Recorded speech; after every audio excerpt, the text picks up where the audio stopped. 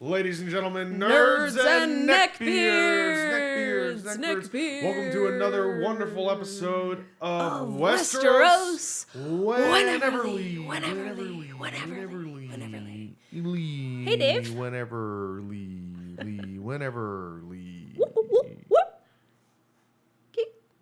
Okay. I got it out of my system. You're a weird guy. I like that about you, Dave. I am a weird guy. Hey, cheers, buddy. Weird. All men must drink. So Tana? Yes, sir. Ooh. I tried to lay heavy on the sound effects last week, trying to really be as gross as possible because of because of Sam's Poop and soup, right? Yeah. But I think it was just a little too slurpy. Yeah. So there'll be less slurping this time, guys. However, not for lack of deliciousness. We have a much better drink for you guys tonight. And by for you guys, I mean for us. Ourselves. We owed ourselves a good one. Yeah, we needed this. We needed a Lannister win on this. Oh, yeah, definitely. So, Tana, tell us what we're drinking tonight. First off, we're going to be discussing Season 7, Episode 2, The Stormborn. Stormborn. Today. And because of that, we are drinking a drink that has been aptly named YARA Smash. The Euron's YARA Smash. That's right. And I personally think it has double meaning, but we'll get into that in a little bit. For real. So. And there's layers to this drink, Dave. First of all, what color is it? It's red. Lannister Crimson, baby. That's right. Why? With a little bit of green. With a little bit of green. With a little wildfire on the top there. Ooh, yeah, look at that. I'm right. all about the layers here. Yeah, you got the vision. So a smash. I just have the voice. In the world of cocktails, a smash, like a whiskey smash, I make a really good blackberry whiskey smash, is mostly, so you muddle up fresh seasonal fruit, okay? Are strawberries in season right now? Well, these are fresh strawberries, so I guess, isn't everything know? kind of in season in Florida? We have a year-round growing environment. Yeah, I don't know if that's the way it works. But it's high summer. I don't know. My strawberries in my garden, which are not what these are still blooming and so ripening. So yeah, it's strawberry season. So in today's YARA Smash, we have fresh raspberries, fresh strawberries, frozen strawberries, wedges of lime, and there's supposed to be mint from my garden as a garnish. You can also muddle it in if you like a minty strawberry. I tend to just like the look of it. You know, you asked me before what this drink was missing. Yeah. I think a little bit of mint. Yeah, you think that would just round it out nicely? I think that would round it out nicely. I can't remember everything when I leave my house, Dave. That's your job. Your one and only thing you had to do today, Tana. All right. All men must drink. All men must drink. So a smash traditionally is served in a rocks glass, and it is a mostly fresh fruit and booze cocktail. So while you can cut it with juice, you don't really need to. And so because you and I tend to talk for a while and we don't really want to get hammered, I figured I would cut this with I think juice. Our fans want us to get hammered. No, we're a lot more entertaining when we get a little punchy. when we try to be all serious and try to take this podcast seriously and discuss things, our fans, we have fans. We do. Hey, cheers to the fans. They tell us that we're you're not drunk enough. They're like, it's better when you're obviously loaded. There's a song by the Bloodhound Gang called "You're Pretty When I'm Drunk." Hey man. And all I can think about right now is that song is "You're funny when I'm drunk." You're funny when I'm drunk. I feel like that's the chapter title of my autobiography or my biography. You're prettier when I'm drunk? Yeah, that covers college. That's the college years.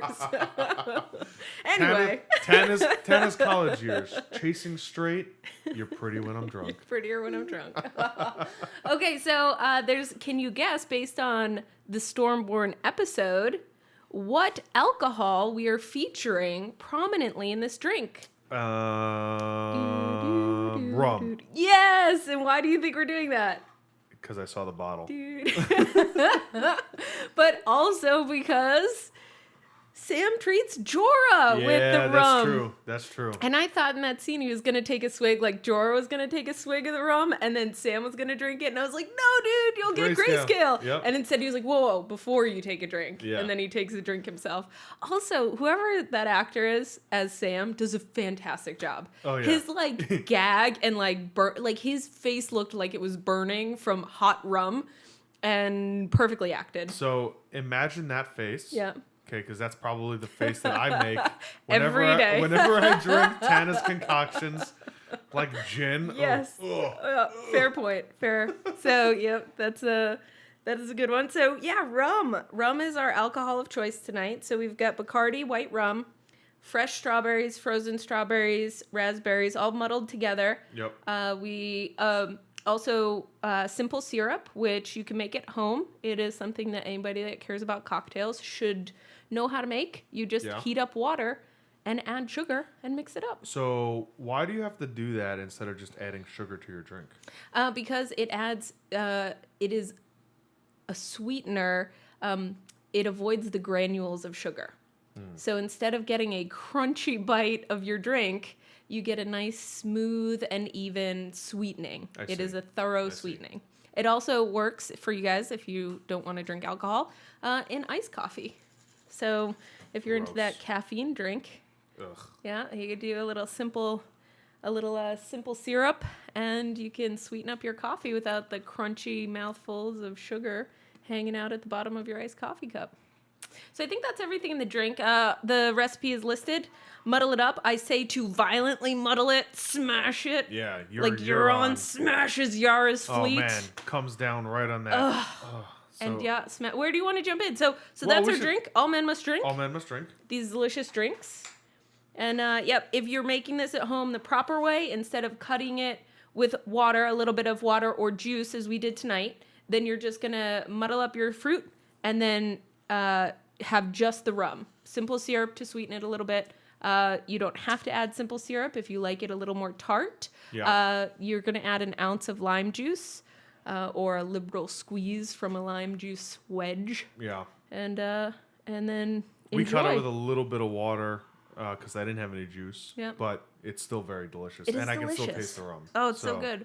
And if you want, drink because it with it's a straw. Euron, you can put a floater of 151 on the top. And light Bacardi it on fire? 151 and light it on fire because those ships were my on fire. God. So we've got Lannister Crimson for Cersei's attack. Yep. We've got rum for Jorah.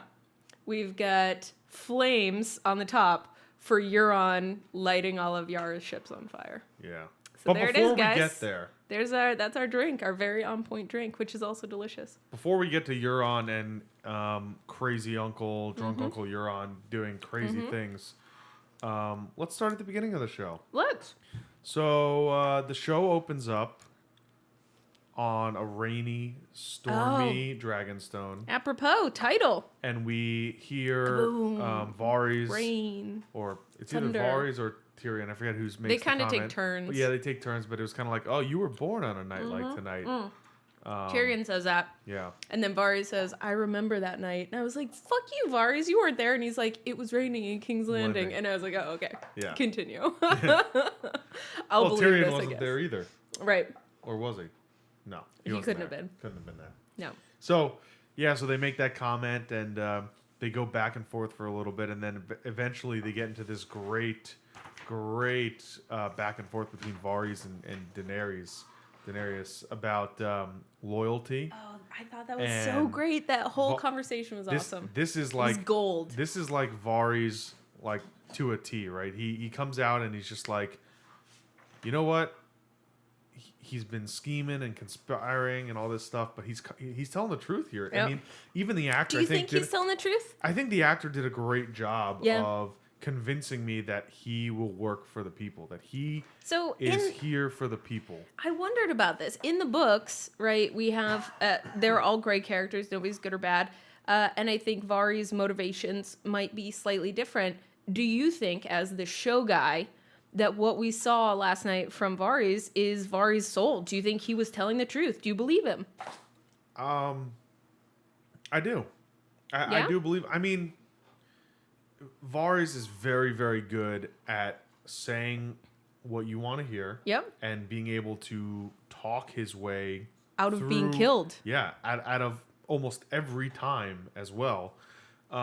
He absolutely needed to do that last night with Dany. Oh, yeah. She was coming at him hard. Yeah. So on the one hand, he's telling her what she needs to hear to not kill him. Yeah. On the other, you're right. He did seem like he was telling the truth. But he does. I mean, he had spies all over. He knows the truth about Daenerys. He knows that she wants to be for the people. So as much as I want to believe him, there's a part of me that says, this guy knew what to say to get out of that situation, and he said it, but he said it so sincerely. So I just had this thought while you were talking. Yeah. Here's why I think a compelling case can be made that this is what Varys actually thinks. Yeah. His opening line to Dany, do you know what it is? Do you remember?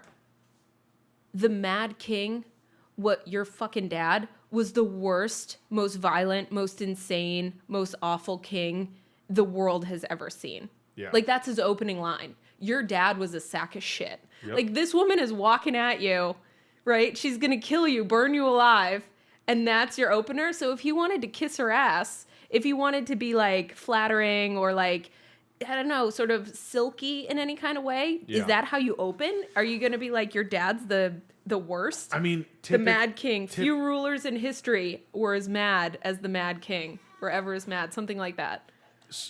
I mean, from a you and I perspective, no. Yeah. I would go in, Your dad's a sack of shit. Like, welcome to Westeros. I hope you take over, right? But Varys is different, right? Yeah.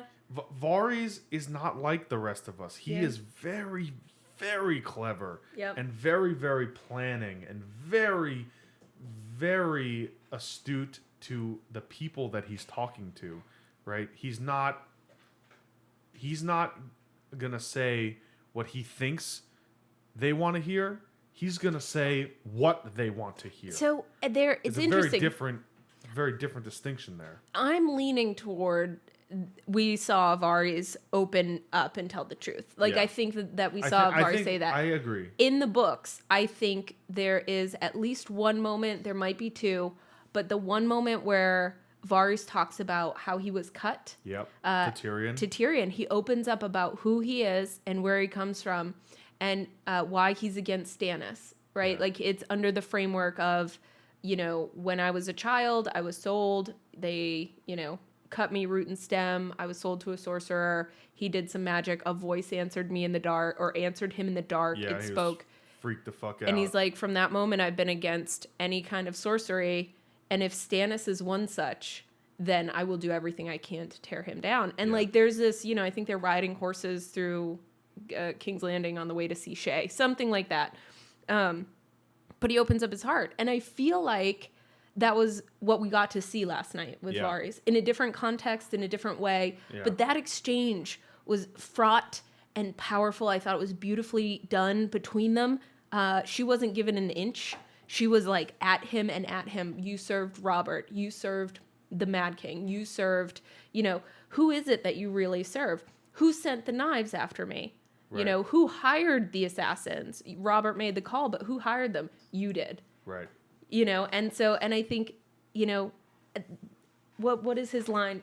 He says the best line, I think, of the whole fucking show. This is when it turned for me. Incompetence should not be rewarded with blind loyalty. Fucking amen, Varys. I think that's where she pivots. Yeah. Incompetence should not be rewarded with blind loyalty.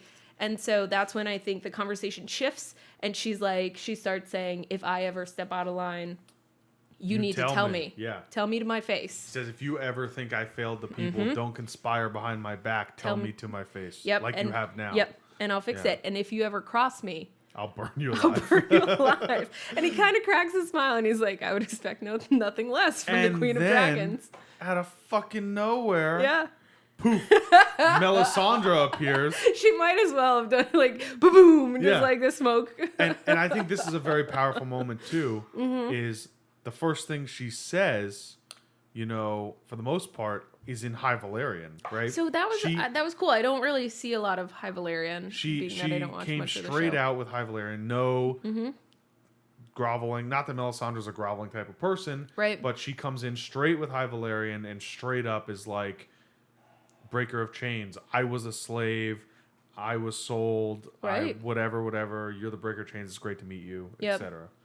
So, Huge fan. Got a tattoo. I got a tattoo. I got the 3-headed dragon right here. Like Flames a big fan. around it. Can you sign my old wrinkly tits? I'll leave the ruby on for now. Okay. I'm cute. It's great. I'm the biggest fan. I'm the greatest. You broke the chains. No one breaks the chains greater than you. Okay.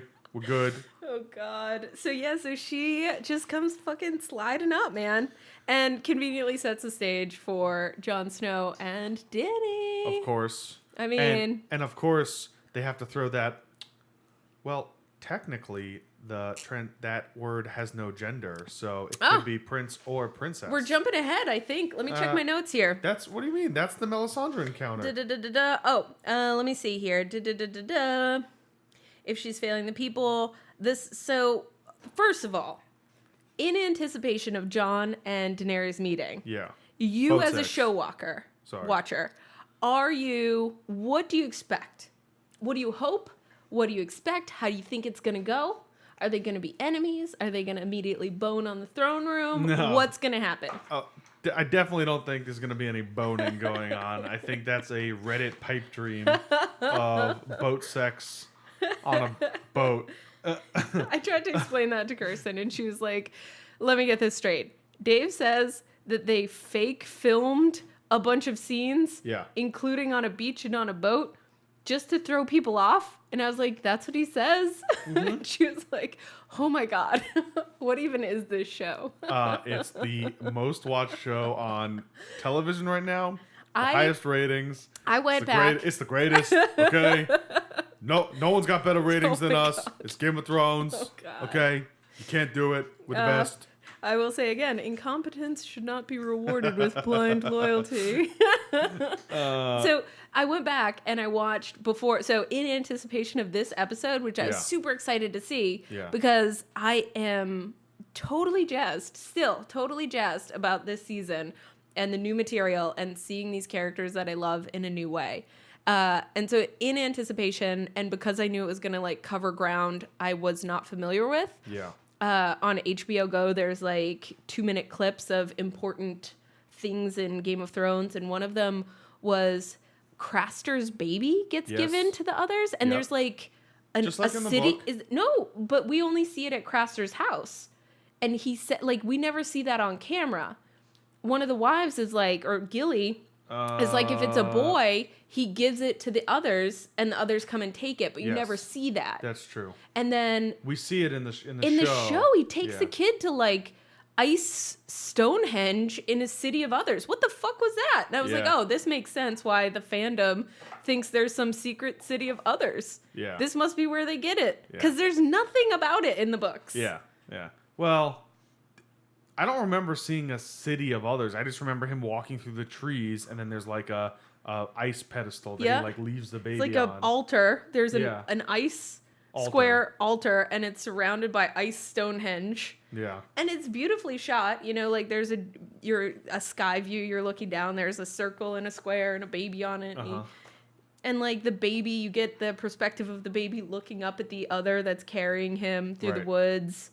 Like there's some interesting and cool stuff, but like, what the fuck is that? What did they do with the baby? What did we? That's where the others come from?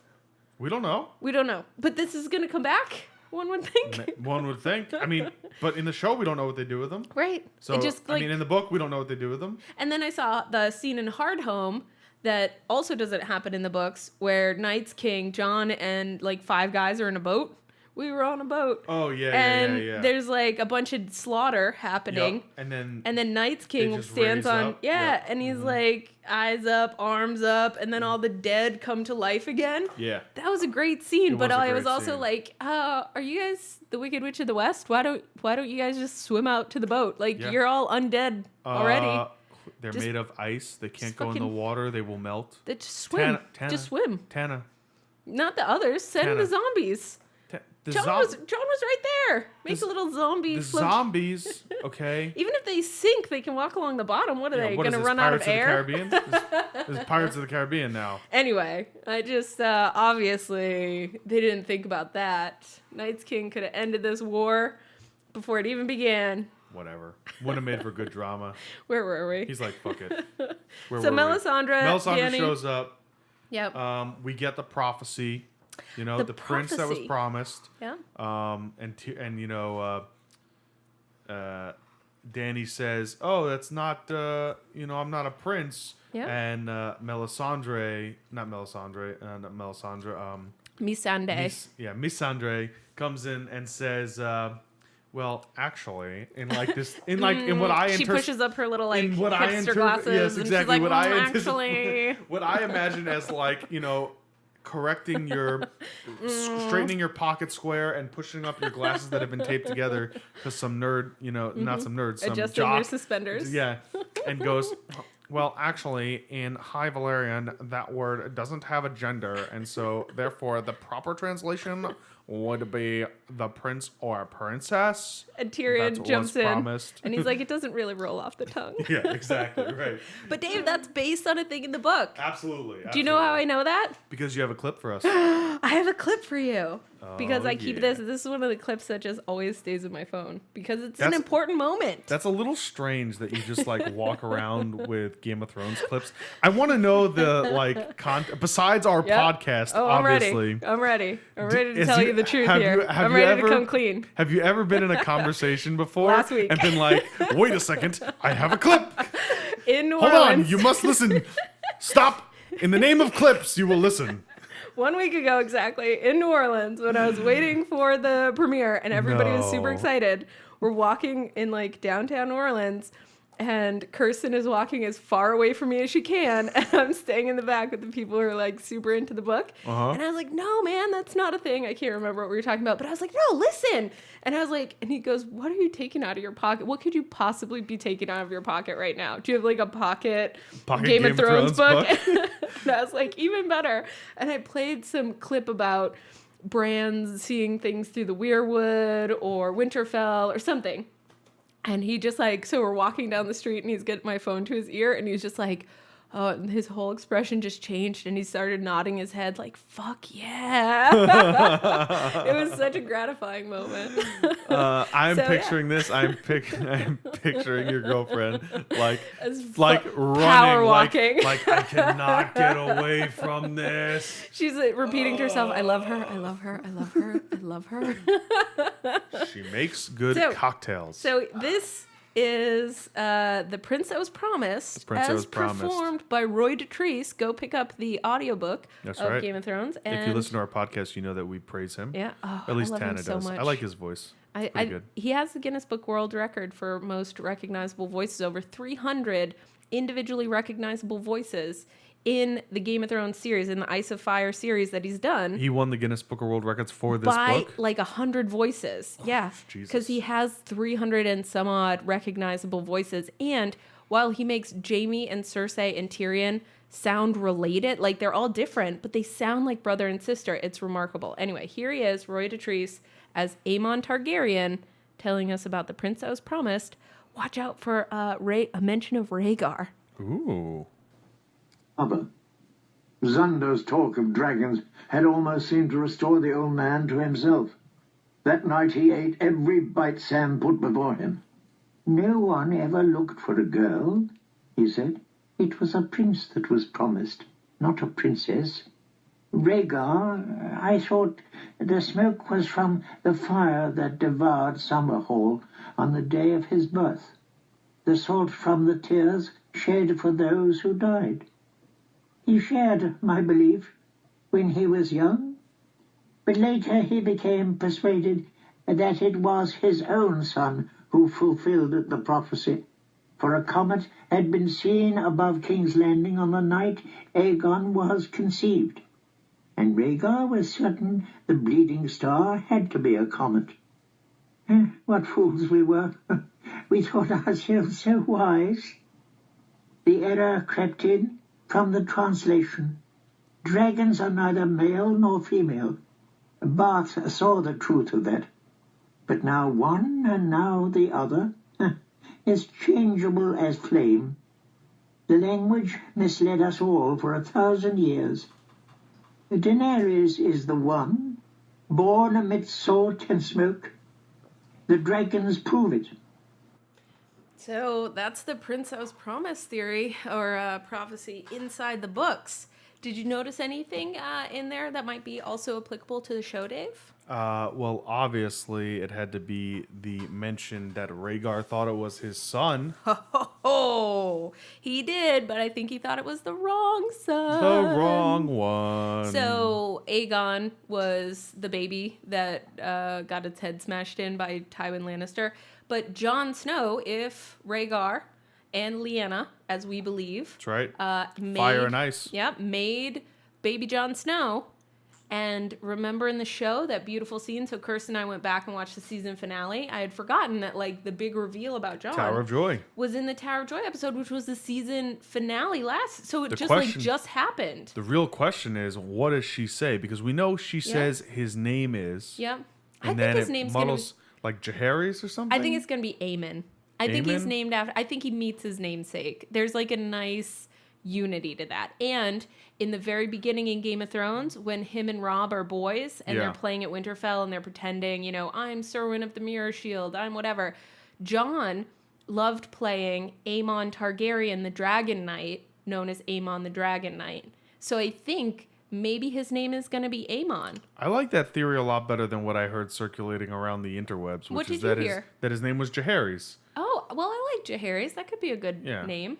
The only Why are you against it? Well, I'm not against Or it. why doesn't it hold water for you? Well, because there's really no proof to it other than his name is John, therefore it must be a J name. It's a J Jaehaerys, name, aha, that's it. I think that the Aemon... Ned isn't clever enough to disguise a whole name and change one letter. That might be true.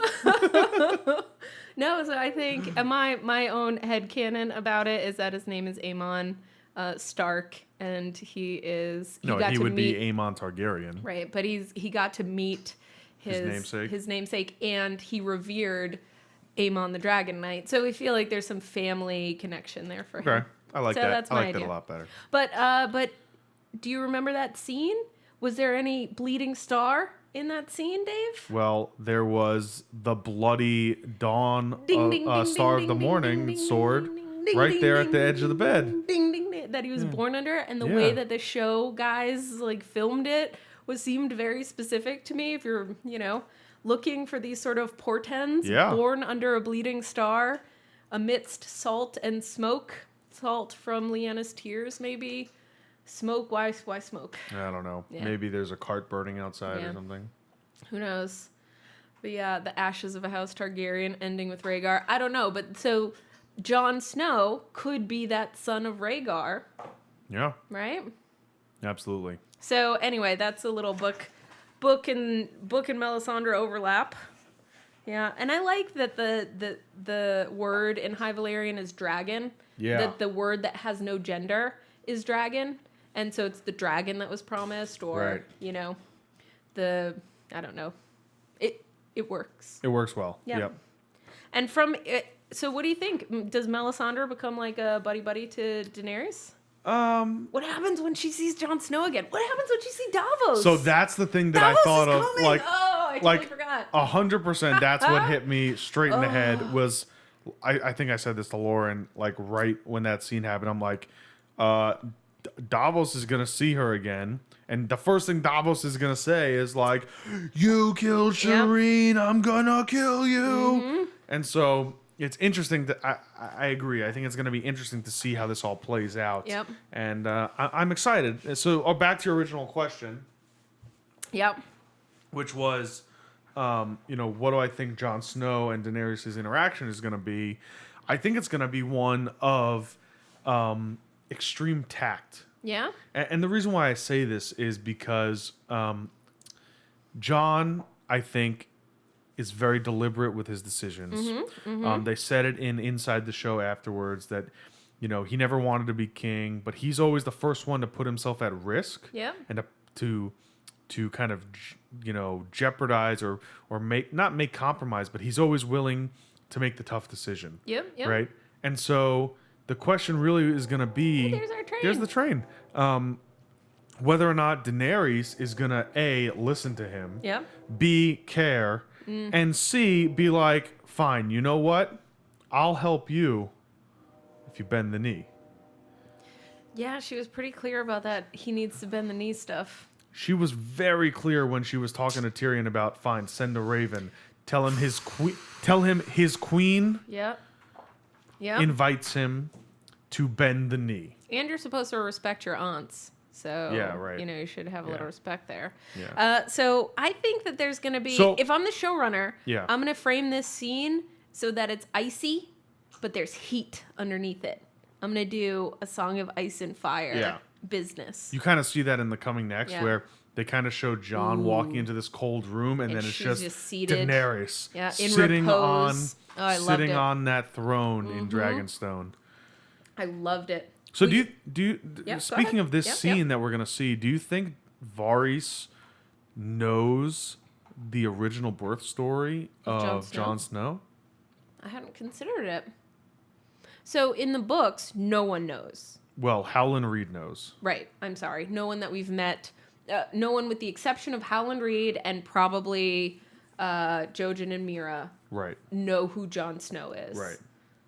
And Ned, he didn't tell anyone because the secret was so huge. When you go back and read Game of Thrones, Everyone knows that he is such an honorable guy, but he had this one stint Yeah. during Robert's Rebellion. but what I never picked up on, or what I didn't initially pick up on, was again and again, Ned brings up children, the children of the dragon, to King Robert. And King Robert, even 15 years later, They're all dead. They're No. they're not children. They're not human. They're dragon spawn. I don't see a girl. I see, somebody that needs to be murdered. Yeah. Whenever they talk about children, Ned gets upset about it. It's one of their big fights. But again and again, any child of Rhaegar will be murdered by Ned's best friend, King Robert. And Yeah. so, especially if Lyanna had a child, Lyanna, the love of Robert's life, he says, Yeah. had a child,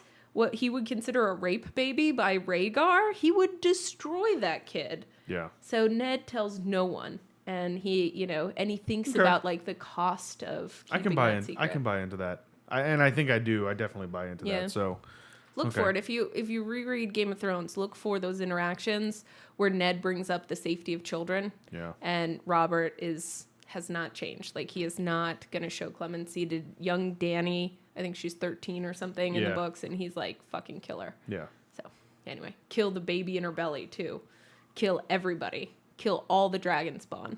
Ned is just outraged. Everyone. Because he's probably thinking about Jon Snow, right? He's got a dragon spawn that he's been hiding from King Robert for 15 years. If Robert ever found out, he would burn Winterfell to the ground. Yeah. What a betrayal of friendship. Mm-hmm. We won this war together. How dare you? So, anyway, so that's Jon Snow. That's Jon Snow. That's Melisandre coming to Dragonstone. What next? What's Yeah. next that happens? I We've think got- it's it goes Sam. to Winterfell, Oh, and it that's does when go to yeah. Winterfell? So the first we go to That's the Winterfell first- twice, and we right. go back to Dragonstone twice. So we kind of covered those together. Cersei, we got to talk about Cersei and Sam's dad. We see Randall Tarley. I think that's a great That was a good scene. tie-in, great scene. That was a good scene. Cersei's sitting on the throne. She's telling all these kind of lesser house people, don't back House Tyrell. They're bullshit. If Dany comes, she's gonna burn everything. She's just as bad as the Mad King. Yep, she tries to- She says she staked a bunch of people at the cross on her way to Marine, and Which then she did. A bunch then of the masters. right? But of course, Cersei doesn't let on the other Conveniently injustices, leaves out. right? An inconvenient truth, and then says, she fed them to her dragon, blah blah blah. She's crazy, and of course, at the end of that scene, you see Randall. Randall Tarley talking with a bunch of people, and I kind of believe he's talking about, but Tyrell and this, and that's our bannerman. And then, of course, Sir Jaime comes up. So this is when Jaime makes his big move. And I gotta say, Jaime, you stepped in some dog shit. The very first words out of your mouth were, like, if you want Randall Tarley on your side, maybe, I don't know, remember what his son's name is. Hey, you're Rickon, right? And he's like, I'm Dickon. Dickon, yeah. Like, you're not making any great impression with Randall Tarley right now, dude. That was not smooth. Yep. And it kind of gets worse before it gets better. Yeah, he makes some I forget exactly how his conversation goes, but I believe he makes some comment like, "Oh, you need to back us, and do you want to be the warden of the West?" Yeah, and he whips it. So his two so he offers. He's trying to make Randall Tarley come to their side, right? Yeah. Like work with the Tyrells or work with Cersei right. here. Randall goes, "It's a long ride back. Yep. Back. I need to get back, and I've got a war. I've got an army to raise, or something like that." And Jaime goes, "Well, whose side are you going to be fighting on?" Right. I've got an army to raise to fight for which side. And then Jaime's like, "Hold up, bro. Just wait a second. You should really fight with us. We need your help. We just need you to go against House Tyrell and kill your liege lord." Yeah. And he turns and he's like, "I'm a Tarley of Horn Hill. That name means something. Like he's got honor." Right? And Jaime's like, "But Olenna Tyrell used to be awesome, but now she sucks. Yeah. And we'll make you Lord of Highgarden. And The dude, warden. Dothraki hordes? Yeah, right. What about xenophobia? Savages, yeah. We oh can't my have God. savages invading our country. This is our sovereign territory. Don't you believe in, I don't know, the rightness of Westerosi blood or Which whatever? is a really good parallel because Tyrion says that when he's laying out the battle plan. And he knows that that's how they're going to see it. He goes, we can't have the savages attack King's Landing because they're going to make this into a Eastern invasion type. So, Foreigns and whip up the xenophobia. And then, like, in the next scene, that's what they're doing. Yep. Invading savages. And he promises the wardendom. At the end of that scene, do you think that Randall Tarley has been convinced? No way. Yeah. No way. I'm leaning hard no as well. No way. Yeah, and Randall remembers Aegon's conquest. Like, he has learned his history. Yeah. Aegon conquered with 3 dragons and He had a makes much that lesser... comment. Yep, He says... that's right, he does. In the throne room, he says that. He says, they have 3 dragons like Aegon when he conquered. Yep. And How so, do you suppose you beat that? And he's like... Of course, Qyburn's like, and then we've got Qyburn- something in the works. So let's talk about that shit right now. So we can go in 2 directions. Do you want to talk about dragon artillery, or do you want to talk about the other Tarley in the story? Let's talk about dragon artillery, because then we'll come back to the other Tarly. Sounds good. Yeah, we'll circle back. Do you know what historical weapon that artillery unit was based on? It's 1 point if you know the civilization, and a 2nd point if you know the name of the weapon. it starts with a Q and ends with a lance, I think. It's like a quip lance or something like that. It is by what civilization? I don't remember. Maybe it's called the Scorpion. So, I think it's called the Scorpion. there is a weapon that was employed by the Roman forces. Yeah. That was developed by them called the ballista. And that's right. It is the ballista. You crank back this, taut rope. It's a giant cross. It's a crossbow. Yeah. And so there were artillery units responsible in the big legions of Roman armies that were like ballista forces. They were one of our first humankind artillery units, and they did exactly this. Like, that shape is very much, if you Google a Roman artillery ballista, you will see the ancient plans for this thing, and they're just doing it, of course, in Game of Thrones on a massive scale. Massive. And I thought it was first of all, dragon skulls are so cute. They're so huge. And what a waste of a good dragon skull by firing a rocket into I it. know. But it made the point. I don't know if they were trying to say, it could pierce a dragon bone, therefore it must be able to kill them. But it's like Goes bones right through its without face. any armor or anything like that. Yep. Yep. Okay. If I'm but- Cersei, so I've already said to you before, my job would be making armor for dragons. Like, I Yeah. would want to be a dragon armorer and Yeah. saddle maker. Give me that job in Westeros. That's what I want. The queen's saddle maker. Queen's dragon. And I would make sure saddlemaker. that they had, a steel plate or like a hard armored enameled plate on its little head, because if they take a ballista shot through the skull, they're gonna die. Yeah. Meraxes, no. Is it Meraxes? The Queen Rhaella? Nope. I got my Aegon's rule book sister. somewhere. Aegon's sister's dragon was taken down in Dorne when it got a scorpion bolt through its eye. And it fell down and crushed the queen, and she might have been tortured for a long time. I knew there was a weapon called the Scorpion. Mm-hmm. It's just in the world of, Game of Yeah. Thrones. We did get some news from George. In 2018, we might get a book. It's just not going to be Winds of Winter, probably. Yeah. It's So gonna be my this- theory holds true. He's waiting till the end of the show completely before he releases the Winds I of think Winter. he is working as diligently as he can. Yep.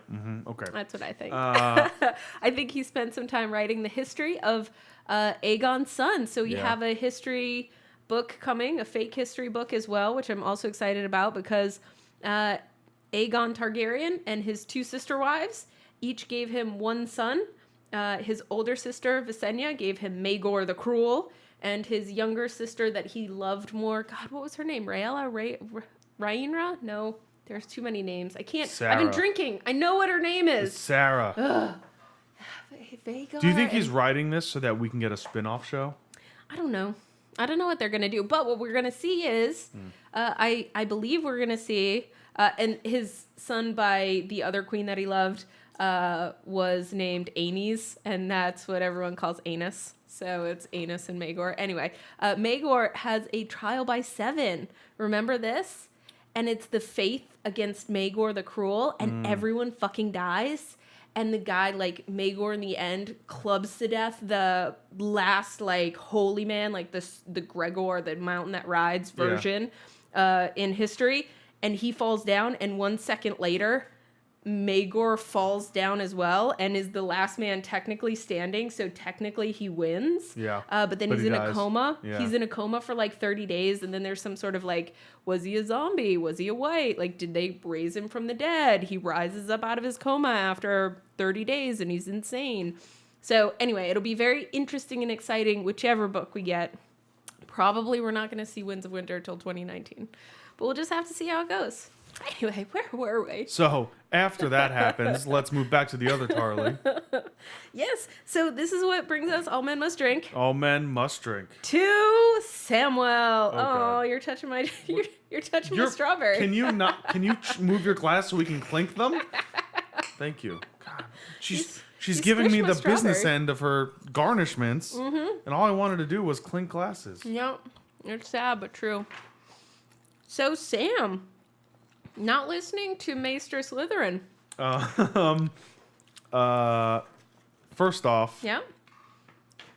fucking awesome. I love all the Citadel shots. So I do far. too. Every single one has been great. I was so glad that we got another gross food experience. So It was So that's gross. that's the end of the Samuel It was experience. so gross. The beginning of the Samuel experience, they're treating Jorah, Yep. and Archmaester says, if you were a commoner, I'd send you off to live with the Stone people already. Yep. But because of your name, I'll give you 1 day.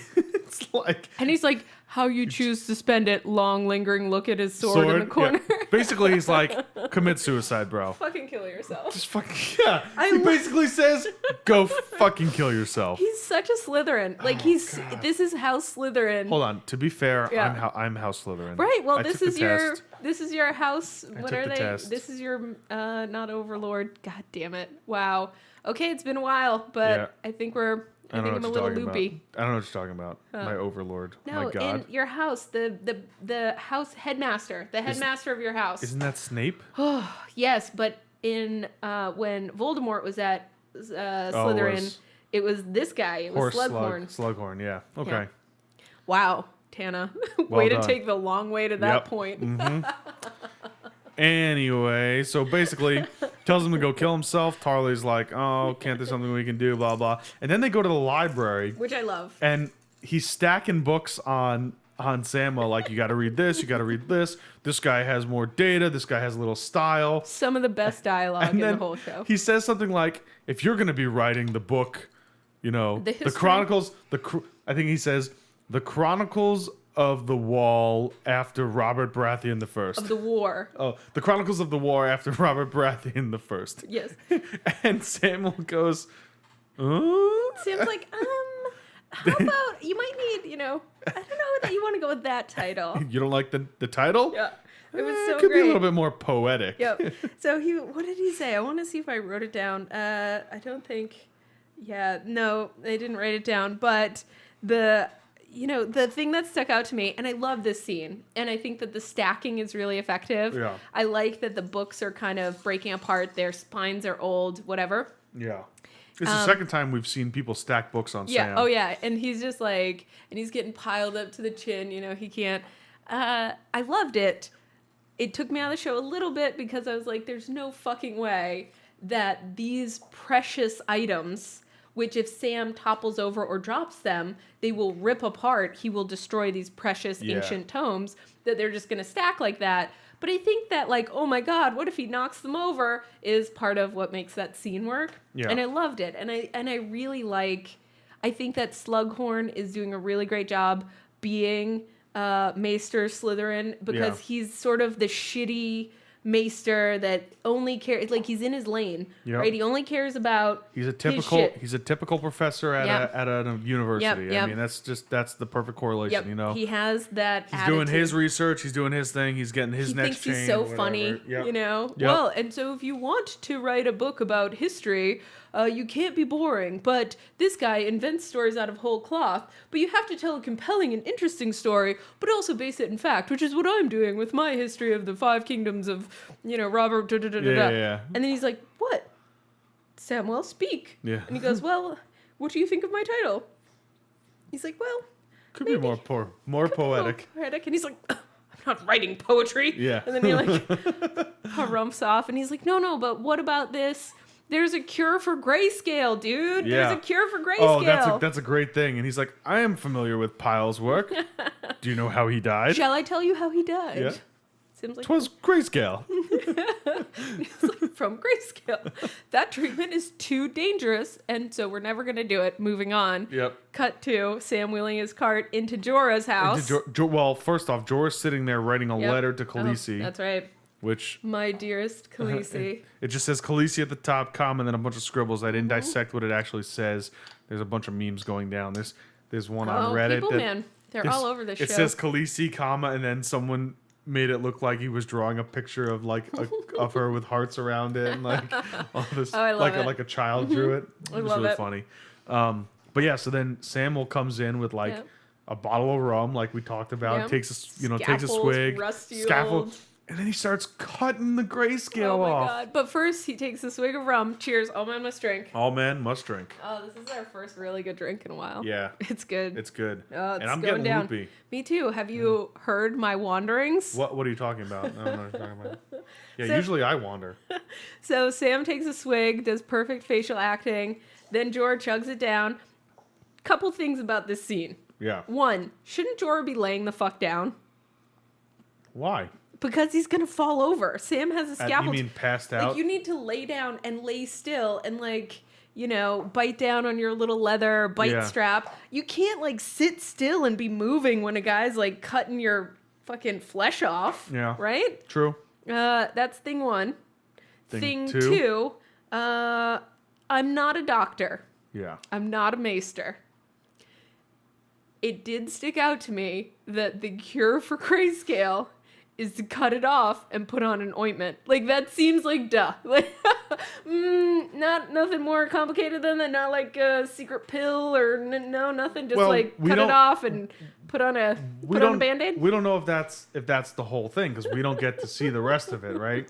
All we see is the book of him removing it and then some potion thing going on. He's like, he explains it. He's like, I'm gonna cut this off. It's gonna hurt because your skin, and then I'm gonna put on an ointment, and hopefully you won't die. Yeah. He's like, have you ever done this before? It seems like no. Yeah. He says, no, but no one else is gonna even try, so Yep. I'm the best you've He's got. like, I know what you're gonna say. You're probably gonna die, and it'll be super painful. And also, Sam's like, I'll be crying the whole time, but I'm your only shot at life, so suck it let's up. get cutting. Suck it up, bite down on Yep. this. And the transition to the next scene. That pus was so gross. But And, the transition to the next so scene. good. It was so good.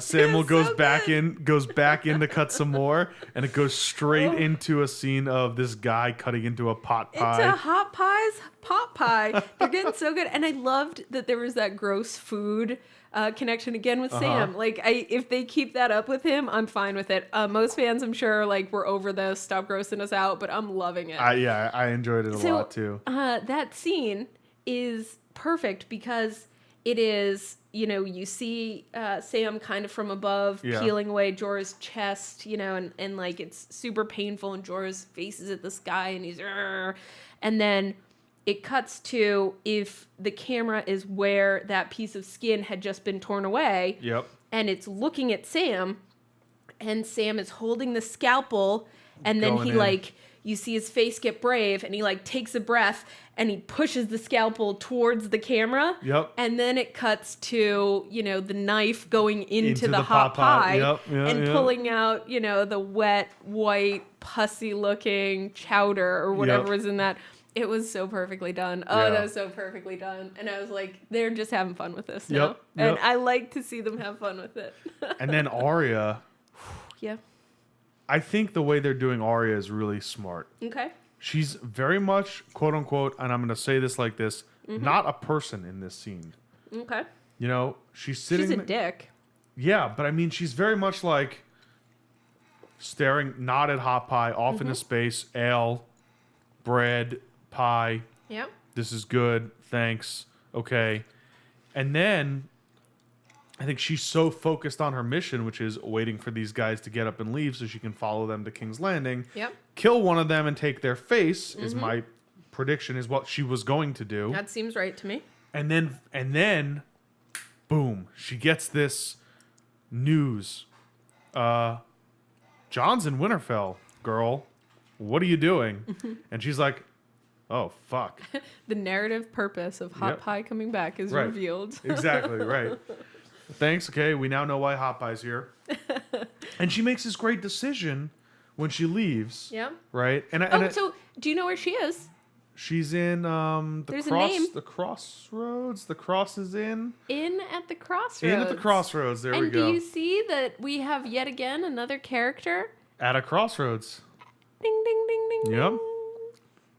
Making a decision. Yeah. And I like it. I love thought it was the way they I thought it was played it wonderfully out. done. Especially when she goes to pay too, and Hot Pie's like, no, friends don't pay. Another. Meanwhile, I was like, this is a feudal society. Fucking throw your friend a coin because you could get he could get murdered. Like she Yeah. says, who was eating this or where were you going with this food, and just takes it from him. And have you got any ale? And just takes it from him. Like people have been killed for less than that. If there was some guy, half drunk in the corner who was like, that was my hot pie, you would stab hot pie in the belly. Yeah. So maybe don't be a dick to your friend. You could get him killed. But I think this is another instance of the show reminding Arya Yeah. that there are good people in this world. Yeah, she has a friend. There's the scene from the first episode where Ed Sheeran's buddy is like, be nice to strangers and That's right. strangers will be nice to you. Yep. And then you have this another reminder from Hot Pie who says, we're friends. Yep. It's cool. Like, Yep. you always have He's a like- place here, basically saying like, Yep. you will always have bread and ale if you come see me. And as long as you let me have the time to brown the fucking butter first. That was a really nice callback to the Frey pies. Yep. Was it that she made? Yep. Yeah. I didn't do that. You've been making hot pies? Yeah. A few. A few. One or two. One or two. So and then she leaves the crossroads. Obviously, she goes the opposite direction. Yep. That's very blatantly obvious to everyone. She's now going towards Winterfell. Yep. And she runs. Hot Pie says, I can't believe I ever thought you were a boy. Oh, yeah, so you're so beautiful." pretty. And I Yeah. thought that was a really sweet moment. Please go on. Yeah. That was a good moment. She says, "Thank you." She just sort of all caught off guard there, and I really like it. So then she goes, obviously, towards Winterfell, and we get the scene that everyone's been kind of clamoring about. Nymeria. Nymeria shows up with her wolf pack and is like about to eat their horse, about to eat her. Yep, and snarly. absolutely recognizes her. Yep. And Arya gives her a choice. Yep. And says, I'm going to Winterfell. Come with me. Be my loyal pet. Be my soulmate again, right? Be my companion. Right? Companion. That's the word I was looking for. Thanks, Doctor Who. And so she says, "Be my companion," and Nymeria just says, "Nope." So this was not at all clear to me, this scene. And it was clear to me. I saw it in the, after inside the episode or whatever, that it was a callback to earlier. Mm-hmm. But even with that callback, it's not a direct callback. So probably I would need to study the show to pick up on that. But just from a layman watching it, Arya says, "That's not you." And then the wolf walks away. Kirsten and I just looked at each other on the couch and we're like, "What the fuck? What do you mean that's not you? No. Of course it's Nymeria. What other wolf would that be? Who are they trying to say this is? Of course that's Nymeria. What the hell is Arya's problem?" And we were very taken. I understand that I'm not, a historical show watcher. Nope. But that reference totally passed me by. So I didn't get the call back right away until I watched the Inside the Episode, or until actually I spoke with a coworker who said he watched the Inside the Episode thing. And I honestly didn't even know it existed. But anyway, thank you. Yes, I needed that. All men must drink. But I definitely knew what she was talking about, because you knew that it was Nymeria. Yes, 100%. There's no way the showrunners would show a random wolf and be like, "Oh, okay, yep, Arya's like that. Arya knew that's not her." No way. That was Nymeria. That's not you. Because that's such a dumb thing for her to say. But it's true. But it's true though, because Nymeria. She could say, "That's not who you are." That would be way more specific. Okay. That would get it for me. Maybe the wording could have been. Maybe the wording could have been better. But yeah. I took the message away. It confused people who are easily confusable, like myself. Well, if you're easily confusable like yourself, all men must drink. Then you shouldn't be watching such a confusing show. I know, and half paying attention. What's amazing to me is that you can follow all the book shit the way you do, because there's 15 times more shit going on in the books than there are in the show. The show is literally a dumbed down version of the Song of Ice and Fire series. Fair point. Very fair point. You're absolutely right. God. I think it's because Stop shitting on the show. God. Am I? I feel like I've had nothing but effusive praise That's true. for the show. You've been pretty happy about it. I'm totally into it. Speaking of things I'm into, can we rewind a little bit? Mm-hmm. Are we going into Wayback Machine? No, just a little bit? Okay. Yeah, just a little rewind. Missandei and Grey Worm. Brown chicken, brown cow. Okay. I was not pleased with this scene. Oh my God, I loved it so much. I thought it was such a great scene. It was so emotional. It was. Did you see how much love was on her face? Did you see how frightened, disappointed she was that he didn't have a penis? She was like, "I fucking love you." That's what it looked like in her face. Yeah, and then of course she knew he wasn't gonna have a penis, and then he goes down on her. I know, that was pretty great, man. A little daring. It was a little risque, a little saucy. It was kind of like a softcore porn. I kind of got a chub at that point, but regardless, she does have nice breasts, by the way. Oh my God, I had a thing for this. Did you when you saw the breasts, were you like, "Oh, they're so breasts"? No, what's your thing? So I made notes. I have a little thing of notes during the show, because I was like, "Oh, I should take notes since Dave and I are going to be talking about this." My first note is Missandei. I thought she was rebuffing him, not getting in the buff for him. Oh. Hey, what's up? Jonathan from Game of Thrones, call me. Not getting in the buff for him. I thought that she was totally shut him down. Oh yeah. When he was like, "You're my weakness," and I was like, "Oh my God, I am the audience for that. Give me that sappy, hardcore emotional connection stuff." Not me. Every day of the week, I will eat it up with a spoon. It's too soap opera-y for me. I loved it. It was just, and his whoever plays Grey Worm, his acting was great because he gets like he had this fierceness, and then you can physically see him like soften, and like his eyes dilate, and then he's like, "No, don't touch me down there." And then Miss Sandé is so beautiful in this scene. She goes, "I want to see you, and she's all like, of you." And she's like connected with him. Like there is this wave of like intimacy, which must be so hard to film. And I thought they did such a great job with it. And then he's like, still no. And then you just like you're only seeing like his neck and his like profile. Yeah. But you see his whole body relax. And he's like, okay. Like the subtlest of gestures.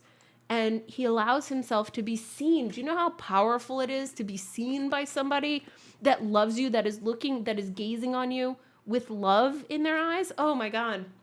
And then they like start boning, and I was like, oh my God, this is great.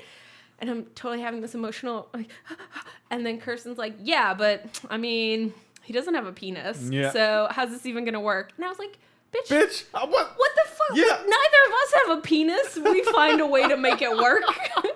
And she was like, she started dying laughing. She's like, no, it's not the same. And I was like, it's the fucking same. What do you mean? It's not the same. This is where what you Oh this my is hold on. God. Oh my Your God. response Kirsten. should have been, Kirsten, in a world where there is magic and dragons, If only I had thought of that. I'm going we're to debating make you- whether or not a man has a penis can pleasure someone. or like experience Think about your frame of reference. pleasure himself. Like, come on. Yeah. I loved it. I loved it so much. I loved the coded trans messaging that was there. I What? loved all of it. I loved all of it. There was Don't- I don't- picked I up don't even wanna hear it. Let's not unpack it. I don't want to unpack For me it. personally, I don't wanna experienced unpack it as some awesome coded trans positivity. I think it was just a guy going to eat out a girl. I mean, a eunuch. You're like, I'm a simple man. I'm a simple man. I see the world simply. All I saw was a little sappy, too much of a love story between two relatively secondary characters. Miss Sandé is like pretty important. They're both pretty important, Yeah, but that's they're true. not as important as like Daenerys and Jon Snow, who are supposed to be having sex on a boat.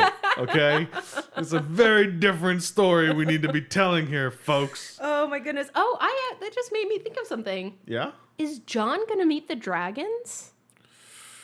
That bitch is a Targaryen. Are they gonna know right away? They're gonna know right away, right? The dragons internally are gonna be Well, like, they "That's my bro, yo." They recognized Tyrion, right? Like I think they did. That They was his scene where he was like, "If I ever w- do that again, punch me in the face." Yeah, he goes down. He's like, "I'm gonna talk to them and like, don't eat me." And they're like, "Yeah, you cool. Yeah, you cool. You cool, little man." So I wonder if, so we've got oh my God, Dave, this is going to be the three heads of the dragon in Dragonstone all at once. With three dragons. No, I lied. Tyrion has probably set sail for Casterly Rock already. Oh yeah, good point. Damn it. Three heads of the dragon, three dragons. No, I bet you Tyrion Why stays. wouldn't Tyrion try to ride a fucking dragon? I bet you Tyrion stays. And the Why? reason why I say that Someone is needs to because rule he Casterly wants Rock. to see Jon Snow again. He makes only that very reason- clear. He makes that very clear in the show. He's like, They have a little bromance he's going like, on. he's like, yo, that's my Tigger. I trusted him. That's my Yeah. Tigger. That's my Targaryen brother. That's my Tigger. Yeah, I'm gonna get in trouble for saying that probably. I But don't anyway, so Yep. where did we skip to? So I want to The go last scene. We're up to the last scene. But of the book. before we get to the last In scene, the show. I have another thing to say about how much I love Davos. Okay, who doesn't when- love Davos? So there's the two Winterfell scenes. The one I know exactly where you're going with this. when he reads that fucking letter, and he was like, first of all, that actor's eyebrows should get in, like the Oscar goes to his fucking eyebrows for that scene. Watch when he's reading the letter from Daenerys. Which, by the way, So it's Jon, Sansa, and Shireen Davos. taught him how to read. Oh, I love it. Good job, Shireen. Preston Ashes. Aw. Let's see. So Davos he can read. His eyebrows win the Oscar. Of course, the mention of the Iron Fleet, a legion of Unsullied, a Dothraki horde, and 3 dragons is a little bit less Charming. Yeah, right. Davos sees the sense in having dragons. Yep. Well, like he makes from the get, he's he like, makes we the- need a fucking dragon up here. He makes like the most obvious connection ever, and he like spells it out for both of them. He's like, others. Fire kills whites. Hey John, what breathes fire?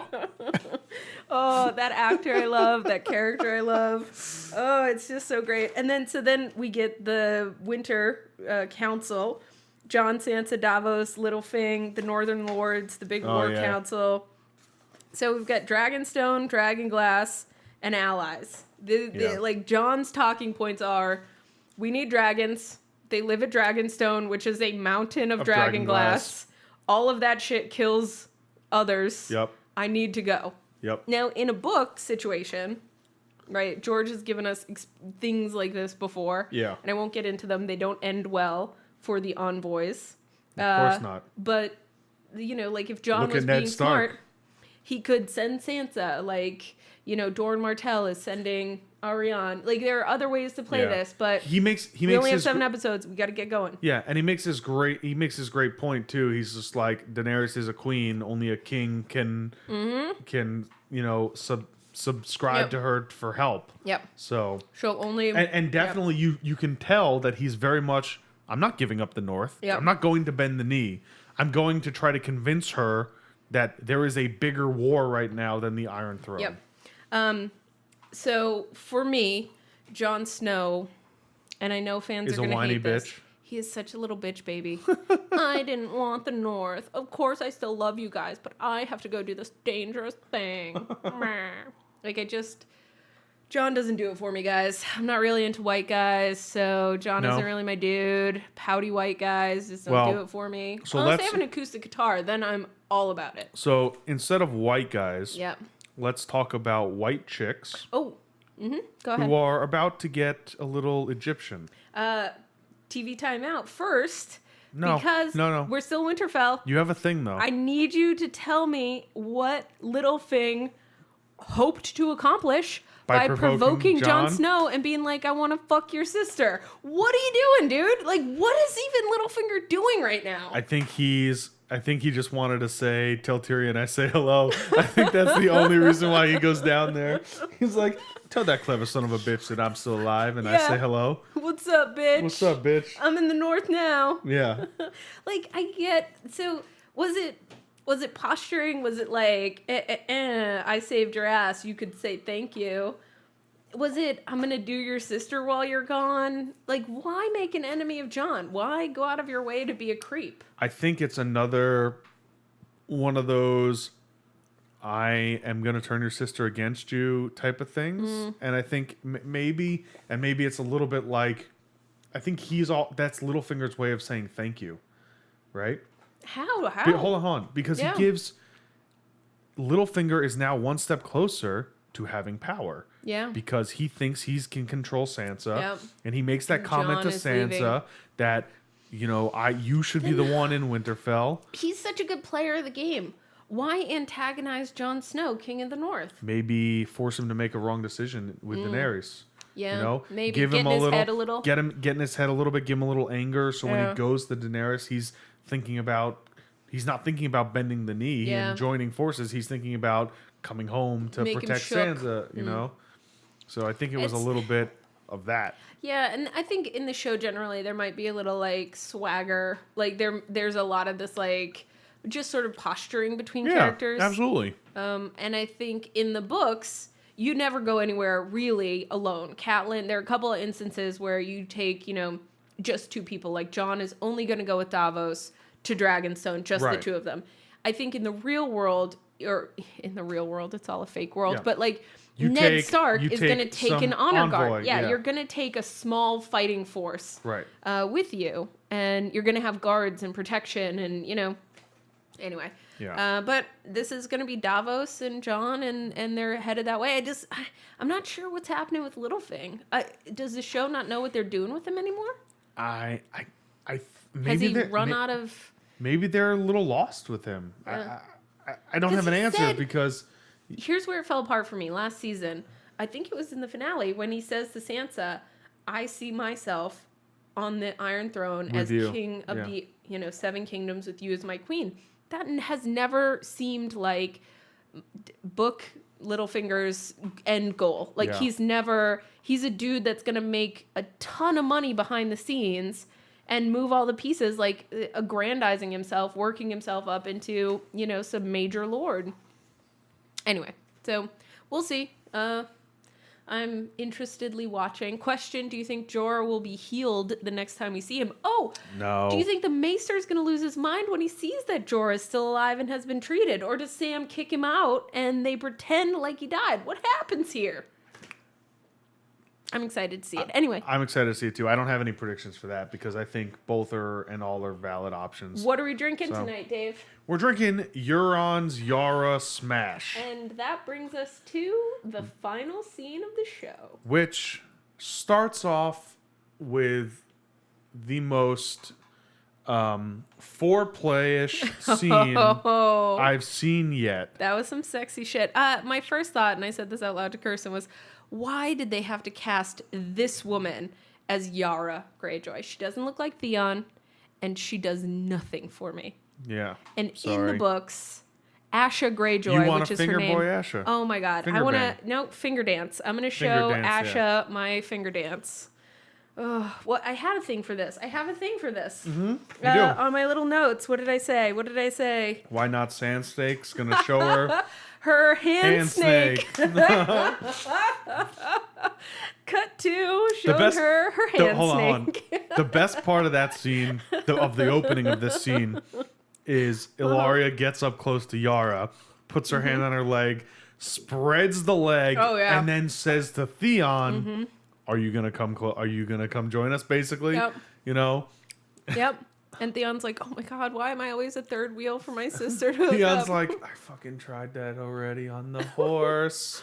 And he's like, I don't have the dick for this shit. Yeah, right that now. too. Yeah. So they're about to get it on. Yep.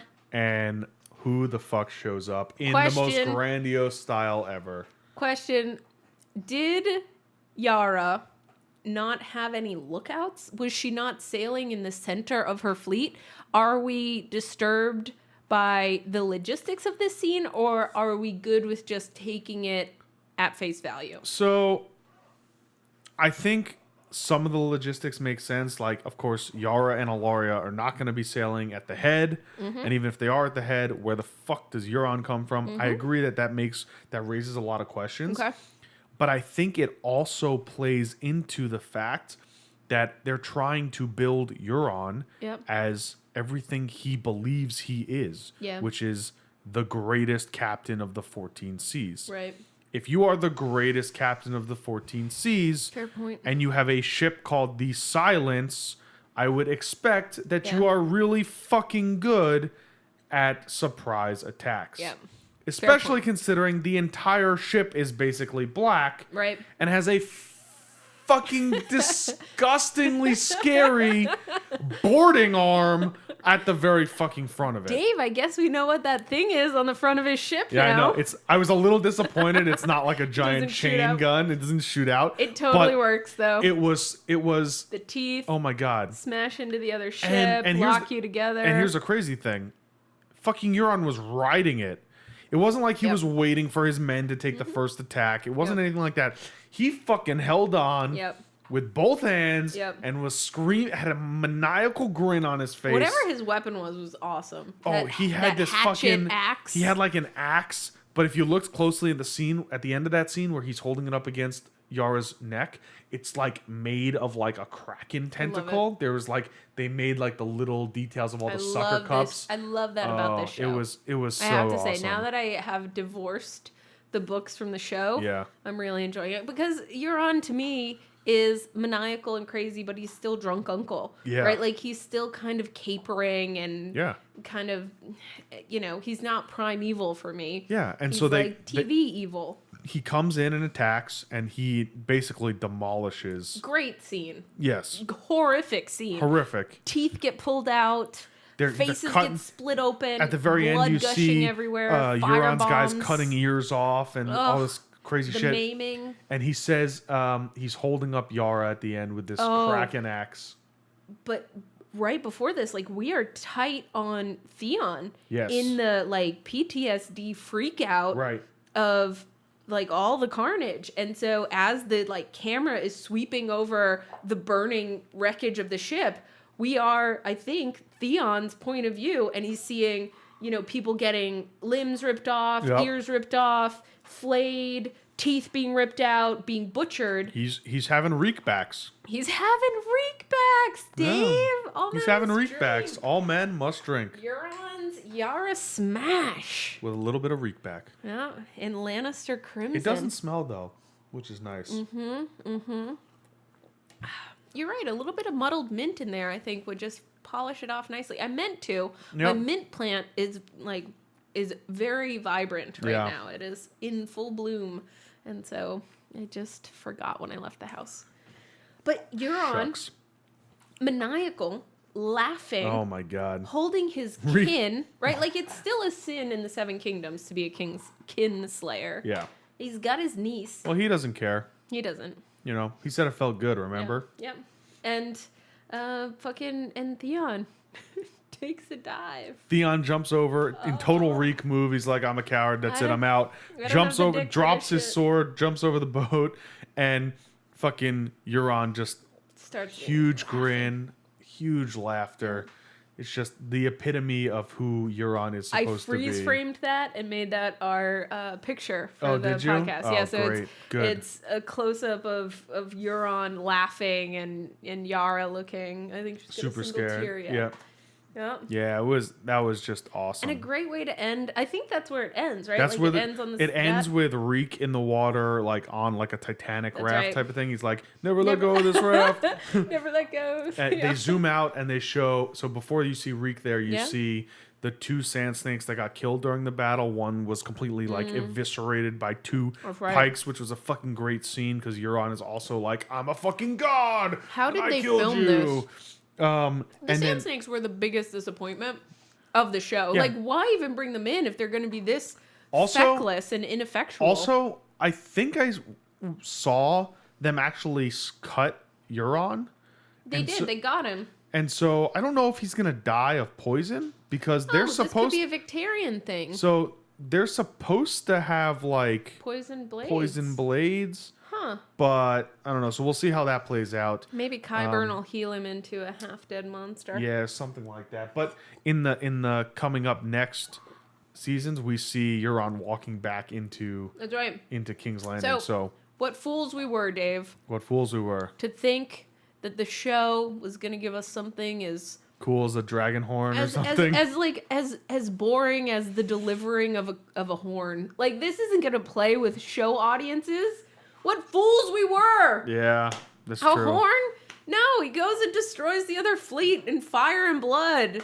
That's what the show wants. Yeah, and the I'm best thinking part about too this is like it's a book. Like, there's going to be a narrative purpose that's plausible. they were That's heading. not what the show does. They were heading to Dorne to pick up an army to Yep. come back to King's Landing. Yep. And he stops it Yep. before the army even Yep. gets on board. So, great. So his fucking- gift is what's his gift? His gift is the fucking captured Ilaria and Yara, in addition to stopping the fucking attack on King's Landing. Now, for a non-show watcher, Yeah. having at the beginning of the episode the Dragon Council Yes. having Ilaria Sand standing opposite, throwing shade at Tyrion Lannister, Yeah. and saying all Lannisters deserve to die, and Tyrion saying, "Hey, bitch, at least I don't kill kids. Yeah. Way to murder Marcella." Yeah, that was a very powerful scene. Yeah. And it's a great way to remind us that Euron is now delivering to Cersei the woman that murdered her daughter. I didn't think about that. And they tucked it in the episode because I don't,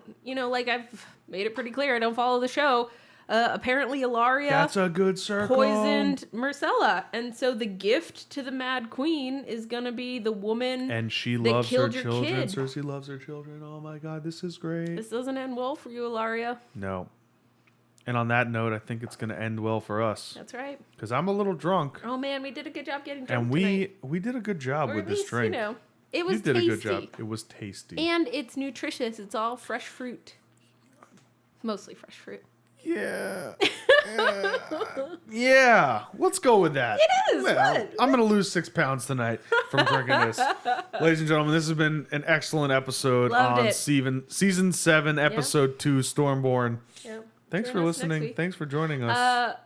Wanted to say about Yes. Mo Kalen, because we got the information that Winds of Winter is not going to be surprise released tomorrow. Yeah.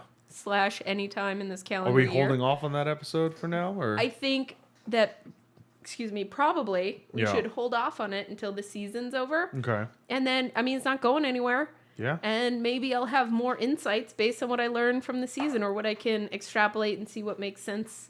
And marry them and up if we- together. Even yeah. though they divorced, they're already divorced in your Right. mind. Maybe they'll get back together. Like, is You know, there try it a again. city Like, of Let's others? do it. Like let's get back together. Like I know we got a divorce and you took half my shit and Stole my baby but, to ice. Yeah, I know, Henge.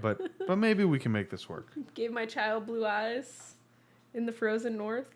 Hi, Susie's here to wish us farewell and Our so dire long. cat comes in to say, "Get the fuck out." Meow. Meow. You gonna give us a meow? No. She's like, no.